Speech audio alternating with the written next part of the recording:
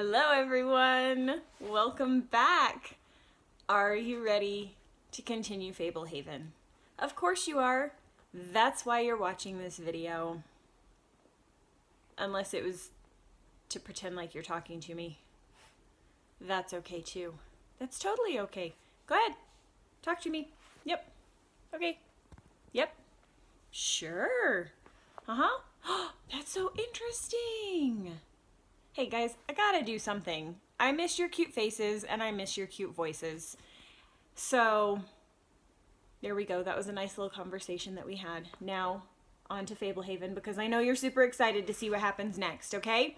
So, chapter 23, Darkness. The morning was already hot when Kendra awoke alone in her tent. She felt bleary, having slept late. Patton and Lena had spent the night in the big tent, Seth and Coulter in the other. Lying on her back with a sleeping bag tangled around her legs, Kendra felt sticky with sweat. How had she remained asleep when her tent was this stifling? The egg-shaped pebble remained in her palm, held the same way as when she had fallen asleep. She fingered the smooth stone, which gave off no heat or light that she could perceive, but had empowered her to restore Coulter from his shadowy state with a brief touch. Would her touch retrieve any creature from the darkened state? The others seemed optimistic. The task awaiting Kendra made her wish she could return to her dreamless slumber. If the Fairy Queen was right, whoever connected the light pebble with the dark nail would die today. She hoped that Seth and Patton had found a loophole, that throwing the stone or some similar trick would resolve the problem without a fatality. But if all other attempts failed, if nobody else could accomplish the feat, Kendra wondered whether she would have the courage to sacrifice herself. Losing her life would be worth it to save her friends and family.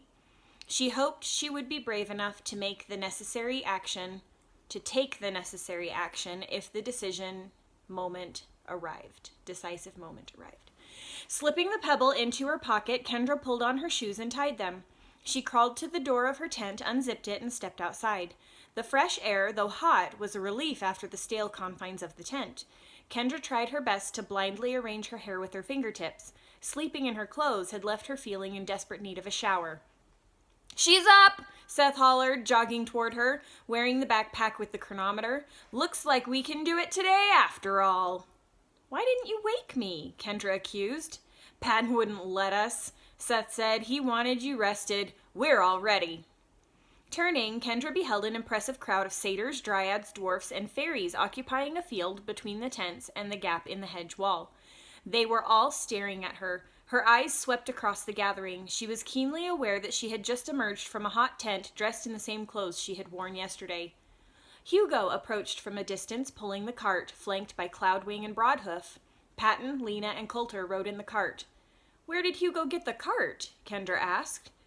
"Patton sent him to retrieve it at dawn," Seth replied. "The centaurs are joining us?" she asked. "Almost all the creatures are coming," Seth enthused. "For one thing, Patton told them how the defenses protecting this area will collapse after we pass beyond the hedge. For another, they all respect him, even Broadhoof." "Good morning, Kendra," Patton boomed joyfully as Hugo came to a stop near the kids. He looked dashing, standing with one foot on the side of the cart. He had his clothes been laundered and mended? "Are you rested and ready for our outing?" Kendra and Seth walked around Hugo to the side of the cart. "I guess so," she said. "I found a trio of volunteers willing to help us join the talismans should the need arise," Patton said, gesturing at 3 fairies hovering nearby. Kendra recognized Shiara with her blue hair and silver wings. She also recognized the slender albino fairy with black eyes who had helped carry her into battle against Bahamut. The third was tiny, even for a fairy, with fiery wings shaped like flower petals. "Greetings, Kendra," Shiara said. "We are willing to give all we have to carry out the final wish our queen imparted through this hallowed shrine." "We'll be holding you in reserve," Patton reminded them. "You 3 must remain hidden throughout the battle. We won't ask for your assistance unless it becomes absolutely necessary." "We will not fail our queen," squeaked the red fairy in the tiniest voice Kendra had ever heard. Patton jumped down from the cart. "Hungry?" he asked, holding out a napkin piled with nuts and berries. "I don't have much of an appetite," Kendra admitted. "You'd better eat something," Coulter encouraged. "You'll need your energy." Okay, Kendra relented. Patton handed her the napkin. You know, if sufficiently motivated, the fairies could outfit Hugo for battle. Kendra chewed on a crunchy mouthful of nuts and berries. The nuts tasted bitter. "You're sure these are safe to eat?" she asked. "They're nutritious," Patton assured her. "I asked the fairies to assist with equipping Hugo, but most were unwilling." "I offered to help," chirped the albino fairy. "We need you three to save your strength. Kendra, the majority of the other fairies would need to participate in order to get the golem soundly outfitted." "You want me to issue a command?" Kendra asked, around a second unpleasant mouthful. Patton cocked his head and touched his mustache. "The effort will tire them, but having Hugo in top form would be very useful." Kendra spit out the nuts she had been chewing. "I'm sorry, these are making me gag. Do you have any water?" Lena tossed a canteen to Patton from the cart. He unstopped it and passed it to Kendra. She guzzled several swallows. The warm water had a metallic tang. She wiped her lips with her sleeve. "Well?" Seth asked, glancing over at Hugo. Would the fairies really respond to her demand? She supposed there was only one way to find out. "This command does not apply to you three," Kendra told the reliable trio of fairies hovering nearby. "Understood," Shiara responded. "Fairies of Fablehaven," Kendra called out, using her best authoritative voice. "For the good of the preserve and in the name of your queen, I command you to outfit Hugo the golem for battle." Fairies streaked toward them from all directions. They swirled around Hugo, forming a scintillating multicolored tornado. Some fairies flew clockwise, others counterclockwise, weaving past each other without colliding. Vivid bursts of light began zapping the golem. Scores of fairies detached from the twirling vortex to form wider rings. While some fairies continued to frantically orbit the golem, the stationary halos of hovering fairies twittered in dozens of overlapping melodies. The ground rumbled. Jagged stones erupted through the turf at Hugo's feet. The golem staggered as the earth beneath him began to churn. Rope-like vines snaked up his body. Upturned soil flowed up his sturdy legs, and Hugo swelled, becoming broader, thicker, and taller. The whirling column of fairies began to disperse, and the chanting diminished. Numerous fairies fluttered slowly to the ground, clearly spent. The patch of soil where Hugo stood grew more stable. Hugo let out a fearsome roar. He had grown a few feet taller and considerably more massive. Brown vines with long thorns crisscrossed his torso and limbs. Rocks shaped like spearheads jutted from his shoulders, legs, and arms.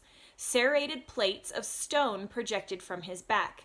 A group of fairies presented the golem with an enormous club made from a sturdy length of wood and a boulder the size of an anvil. After delivering the club, more exhausted fairies spiraled to the ground. The fairies who retained sufficient vigor to fly coasted about languidly. A few of the earthbound fairies lapsed into unconsciousness. "How do you feel, Hugo?" Seth yelled. The golem's gravelly mouth formed a gaping grin. "Big." His voice sounded deeper and rougher than ever. "All fairies who wish to move out with us should pile in the wagon," Patton called. "I encourage those capable of movement to assist those who have fainted." Removing a small ivory box from a pocket, he beckoned Shiara and the other two emergency fairies. "You three belong in here." The fairies compliantly flitted into the box. Lena hopped down lightly from the wagon and began gently scooping up unconscious fairies. Coulter, Patton, and Seth assisted as well. Many fairies alighted on the wagon under their own power. At first, Kendra watched the others in silence. At her behest, the fairies had expended their energy until they were exhausted. Their weakened state could lead to hundreds of them being converted into dark fairies in the upcoming conflict, and yet none had resisted the order. The power to compel others to obey her commands was sobering, even frightening.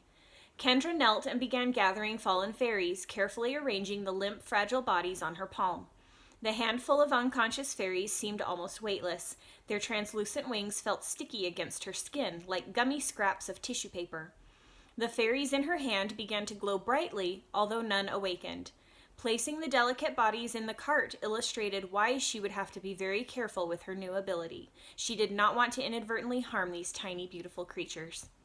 Patton climbed into the cart and waved his arms. Movement in the field ceased as all eyes regarded him. "As you know, I supervised this preserve for decades," he began in a strong voice. I have a profound love for Fablehaven and for all of the creatures who dwell here. The threat we now face is unlike any I have experienced. Fablehaven has never been closer to obliteration. Today we march on a stronghold of darkness. Some of us may not be able to enter, but I will be forever grateful to all who were willing to try. If you can help us win through to the tree beside the lake of tar, we will bring an end to the shadow plague. Shall we get underway? A resounding cheer answered his inquiry. Kendra watched as satyrs waved clubs, dryads brandished staffs, and dwarfs shook hammers. The centaurs reared majestically, Broadhoof holding his sword aloft, Cloudwing shaking his tremendous bow. It was an impressive sight until Kendra remembered that all those allies could be changed into enemies with a bite. "Ready, Kendra?" Patton asked, reaching down for her. Kendra realized that Seth, Lena, and Coulter had already joined Patton in the cart. The exhausted fairies were safely stowed. It was time to move out. "I think so," Kendra said, accepting his hand. He swung her up easily. "Hugo," Patton said, "protecting us as needed, please deliver us to the tree beside the lake of tar at the heart of Kurosak's domain. Move swiftly, but do not outdistance those who have elected to accompany us unless I issue a special command." At his new height, Hugo had to hunch awkwardly in order to pull the cart without tilting the front too high. As the cart wheeled forward, Kendra stared at the golem's jutting stones and prickly thorns. It looked like Hugo had joined a biker gang. Satyrs, dwarfs, and dryads parted to let the cart pass and then fell into step alongside and behind. As the cart approached the gap in the hedge, the dark satyrs stationed there fell back. When the cart passed beyond the hedge, Kendra discerned no particular sensation. She glanced back. The pond and the gazebos looked no different. The dark satyrs fled before them, scattering into the forest. Hugo turned down the road toward the hill where the forgotten chapel once stood. Hamadryads skipped alongside the cart, a few of them holding hands with satyrs. The tall dryads paralleled them at a greater distance, gliding through the trees, unhindered by the undergrowth. The two centaurs made their way through the woods as well, out of sight most of the time. The dwarfs jogged behind the cart, moving without grace and breathing hard, but never lagging. "I can see your light all around us like a dome," Patton remarked to Kendra. "I can't see it," Kendra replied. "It didn't take shape until we passed beyond the hedge," Lena said. "Then it became distinct, a bright hemisphere with us at the center." "Is it covering everyone?" Kendra wondered. "The dome reaches a fair distance beyond the farthest dryads," Patton said. "I will be interested to see how effectively it repels our foes." He pointed down the road. Up ahead, a group of enemies awaited in an undisguised trap. Logs and brambles had been stacked across the road to form an impressive barricade. At either side of the barrier crouched dark dwarfs and evil satyrs. Kendra spotted two tall women with dull gray skin and white hair peering over the top of the blockade. The dark dryads had hard, lovely features and sunken eyes. Above the barrier fluttered shadowy fairies. Hugo strode forward, neither hurrying nor slowing. Kendra squeezed the stone in her fist. The satyrs and hamadryads held firm at either side of the cart, and the dryads whispered through the woods beyond the path. The dwarfs clomped noisily at the rear. When the cart came within 70 yards of the barricade, the dark dryads shielded their eyes. At 60 yards, the dark dryads, sinister satyrs, and creepy dwarfs began to fall back. The dark fairies dispersed. By the time the cart was within 50 yards of the barricade, the darkened creatures were in full retreat, most of them abandoning the path to take flight through the woods. The hamadryads, satyrs, and dwarfs surrounding the cart gave a victorious shout. "Hugo, clear the path," Patton ordered. Setting his club aside, the golem released the cart and began fluidly hurling logs and boulders out of the road. The heavy objects thumped heavily as they crashed into the woods. "It appears our protection is sound," Patton told Kendra. "Your illuminants did not even need to touch them. I wonder what would have happened had the light overtaken them." Hugo finished clearing the path and started pulling the cart again without any prodding from Patton. They passed the site where the forgotten chapel once stood and soon journeyed down paths Kendra did not know. They encountered two unmanned barriers but saw no further sign of any dark creatures. Evidently, word had spread. They traversed an unfamiliar bridge and advanced along a path barely wide enough to accommodate the cart. Kendra had never traveled so far from the main house at Fablehaven. The satyrs and hamadryads remained merry as they jogged alongside the cart. Only the sweaty dwarfs huffing and puffing at the rear seemed tired. I see a black wall, Seth announced as they topped a gentle rise in the road. Everything beyond it looks dim. Where? Patton asked, brow furrowed. Up ahead near that tall stump. Patton scratched his mustache. That is where Kurosak's realm begins, but I cannot discern the darkness. Me neither, Coulter said. I see only that the trees beyond the stump have less vigor, Lena said. Seth grinned proudly. It looks like a wall made of shadow. This will be the test, Patton said. My hope is that all who stay near us will be able to cross this border. If not, the 5 of us will proceed on foot. Broadhoof and Cloudwing trotted over to the cart. Cloudwing held an arrow nocked. Broadhoof gripped his sword. Kendra noticed that one of Broadhoof's fingers on his free hand was discolored and swollen. We have reached the Fell Province, Cloudwing confirmed.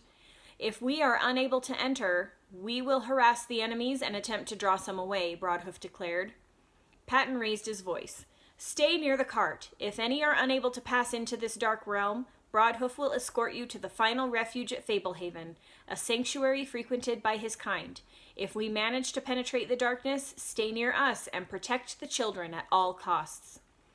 Hugo had not paused during this exchange. The huge stump beside the path was drawing closer. All the creatures, dryads included, huddled near the cart. The wall is falling back, Seth announced. The light ahead is fading, Patton reported a moment later. The light and dark seem to be canceling each other, creating a neutral territory, Lena guessed. Make ready for trouble. Hugo never paused as he plodded past the stump. All of the other creatures remained with them. I never imagined my hooves would tread this profane ground, Cloudwing murmured disdainfully. I don't see our dome anymore, Patton warned in a low voice, only a glimmer around Kendra. The darkness is holding back in a wide circle around us, Seth said. Kendra observed no abnormal light or darkness, only the path winding ahead into a thick stand of trees. From the trees emerged a grotesque centaur. His fur was black, his skin maroon. In one hand he clutched a heavy mace.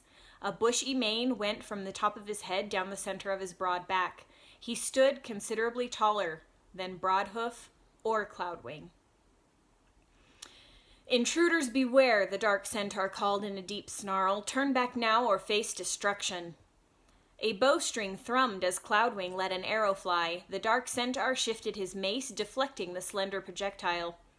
You are a traitor of our kind, Stormbrow, Broadhoof accused. Stand down. The dark centaur bared his grimy teeth. Hand over the girl and depart in peace. Cloudwing pulled a second arrow. As he adjusted his aim, the dark centaur altered the position of his mace. I have no shot, Cloudwing muttered. Requesting permission to engage, Broadhoof growled with a sidelong glance at Patton. Forward, Patton roared, pulling out a sword. Kendra recognized it as the sword Warren had recovered from the vault at Lost Mesa. Warren must have brought the weapon when they had gathered the tents. Charge!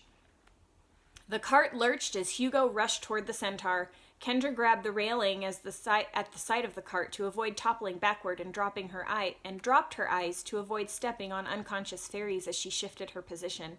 She heard the centaur's hoofs pounding. Looking up, she saw the dark centaur twirling his mace above his head, the muscles of his maroon arm bunching powerfully. From the trees emerged a second dark centaur, not quite as large as the first. Behind the centaur came 4 dark dryads, several dark satyrs, and 24 minotaurs. Most of the minotaurs looked shaggy and disheveled. A few had broken horns. Some were black, some red-brown, some gray, a few almost blonde. Looming over all the other creatures strode 3 titanic men dressed in mucky furs. They had long, bedraggled hair and thick beards tangled in tar. Even at his new height, Hugo barely came to their waists. Fog giants, Seth cried. Keep us away from the giants, Hugo, Patton instructed. The cart veered away from the colossal threesome. Broadhoof and Stormbrow charged one another at full gallop. The giants hustled to intercept the cart. Satyrs, hamadryads, and dryads closed on the dark satyrs, dark dryads, and minotaurs. The winded dwarfs ran along behind, struggling to keep up. Broadhoof and Stormbrow were the first combatants to meet. Stormbrow used his mace to deflect Broadhoof's sword, and the centaurs collided, tumbling wildly to the earth. An arrow from Cloudwing pierced the arm of the other dark centaur. Twirling their staves, the dryads fell upon the minotaurs, gracefully whirling and leaping and dodging, landing fierce blows at will, effortlessly outclassing the shaggy brutes. But when the dark dryads joined the fray, 2 light dryads were quickly bitten and transformed, forcing the other light dryads to drop back and regroup. As the fog giants came at them with enormous strides, it became clear that Hugo had no hope of avoiding them. "Engage the giants, Hugo," Patton ordered. Moving in loping leaps, Hugo released the cart and charged the giants, huge club raised high. The lead giant swung a cudgel at Hugo, who ducked the blow and bashed the giant on the kneecap. Ouch. Howling, the giant crashed to the ground. The other 2 giants swerved away from Hugo. The golem dove at one of the giants, but fervent eyes intent on Kendra, the giant smoothly hurdled him. Lizette, the tallest of the dryads, dashed alongside one of the giants, her head not much higher than his knee, jabbing at his shin with her wooden rod. Infuriated by the needling, the giant turned and began stomping at her. Narrowly avoiding each increasingly frustrated stamp, she baited the oaf away from the cart. Patton, Lena, and Coulter jumped down from the cart as it coasted to a stop, looking tiny as they faced the final oncoming giant. The tremendous brute kicked at Patton, who spun to one side, barely avoiding the blow. The giant reached to grab him, but Patton sliced open his palm. "Patton," Lena called, having maneuvered behind the giant. Patton tossed the sword to his wife. She caught it by the hilt and slashed the back of the giant's heel. He crumpled, clutching where his tendon had been severed. Wearing a savage grimace, the giant Hugo had scooted forward. Hugo returned and hobbled him with a pair of precise blows. That means crushed his ankles so he couldn't walk. The giant, stomping at Lizette, noticed his fallen comrades and then locked eyes with Kendra. Scowling, he abandoned Lizette and charged the cart. Hugo flung his oversized club, and the anvil-sized stone struck the giant in the back of the skull. The giant dove forward, his outspread arms landing a few feet shy of the cart. He briefly raised his head, eyes unfocused, and then his face drooped to the dirt. Roaring, the giant Lena had slashed sat up, struggled forward, and kicked the cart, splitting it and flipping it over. Kendra went flying, the pebble still gripped in her hand. She landed sharply on her back, suddenly finding that she could get no breath in her lungs. Have you ever had the wind knocked out of you? It is not a fun thing. Her mouth hung open, the muscles in her torso tensing repeatedly. No air would enter or exit. Panic overwhelmed her. Was her back broken? Was she paralyzed? Finally, after a desperate gasp, she was breathing again. Kendra noticed fairies fluttering weakly around her, searching for a refuge besides the overturned cart. Hugo had caught up to the giant Lena had slashed. The giant punched the unarmed golem, sending Hugo tumbling, then growled, squinting at where sharp rocks and thorns had maimed his knuckles. Seth knelt at Kendra's side. "You all right?" She nodded. "I just had the wind knocked out of me." Rising, Seth dragged his sister to her feet. "Do you still have it?" "Yes." Peering over Kendra's shoulder, Seth's eyes widened. "Here come reinforcements." Kendra whirled. 6 dark dryads raced toward them from a different direction than the other creatures had come from. Above them soared a menacing swarm of shadowy fairies. Kendra peered over her shoulder. Patton, Lena, and Coulter were contending with a quintet of minotaurs. Cloudwing was wrestling a dark centaur that had to be an altered version of Broadhoof. I'm going to read that again. Cloudwing was wrestling a dark centaur that had to be an altered version of Broadhoof. Stormbrow and the injured dark centaur were wreaking havoc among the satyrs and hamadryads, transforming them into creatures of darkness. Despite his injuries, the giant Lena had hamstrung continued to fend off Hugo. With a meaningful glance, Seth and Kendra communicated what they both realized. Nobody was coming to help them. That's where I'm going to stop for today. Oh my gosh. I'm sorry. I'm sorry.